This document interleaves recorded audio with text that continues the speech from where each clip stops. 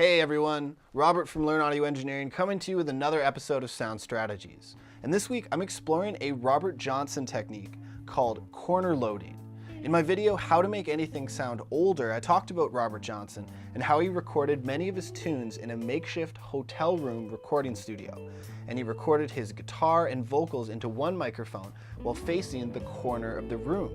Now the reasoning to this is because the acoustic guitar was a quieter instrument, the sound could be enhanced by using the early reflections off of the walls in the room's corner.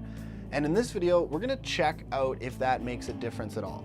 So I'm going to be comparing a recording in the center of the room versus the corner of the room. So for this, I'm using my Rode NT1A, 4 feet 2 inches off the ground and 3 feet away from my sitting position.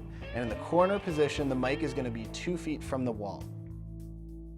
For this, I'll be playing one of Johnson's songs that you may have heard of, as it's a well-known cover by the Red Hot Chili Peppers. So let's check that out.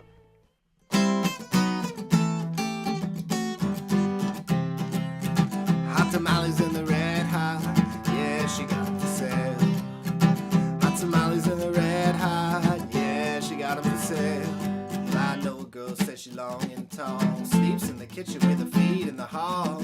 Hot tamales in the red hot, yeah, she got them for sale. Yeah, she got them for sale. Hot tamales in the red hot, yeah, she got them for sale. Hot tamales in the red hot, yeah, she got them for sale. She got 2 for a nickel, got 4 for a dime. I would say you more, but they ain't none of mine. Hot tamales in the red hot, yeah, she got them for sale. Yeah, she got them for sale. Okay, so I could definitely hear some more low end in the body of the guitar sound, which could have helped Johnson get some extra weight and power to his guitar sound. And the whole performance sounded a little bit brighter in the corner, likely due to the wall's reflections. So if I was to do this again, I would try a ribbon mic to see what the effect an open-backed figure-of-8 pattern had on the sound. But I don't have one available, so what I've done is I've added a second Shure 58 mic facing one of the walls. And this is an interesting technique to adding a controlled room sound that I talk more about in my book, How to Record Anything with Clarity and Character. Basically, this mic adds a reflection off of a single wall instead of all of the walls in your room, and it can be a cleaner room mic option if you don't have a very flattering space to record in. So to emulate what the difference may have been in Johnson's time, I've added in some vintage processing from my How to Make Anything Sound Older video. Make sure to check out that video if you haven't already. Let's check it out.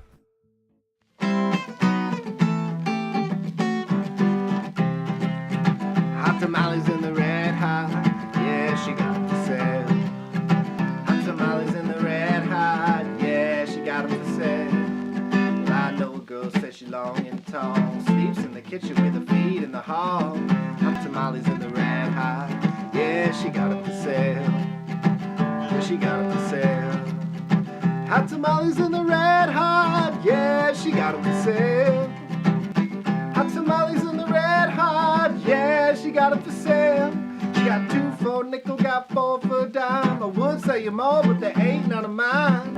Hot tamales in the red hot, yeah, she got them for sale. Yeah, she got them for sale.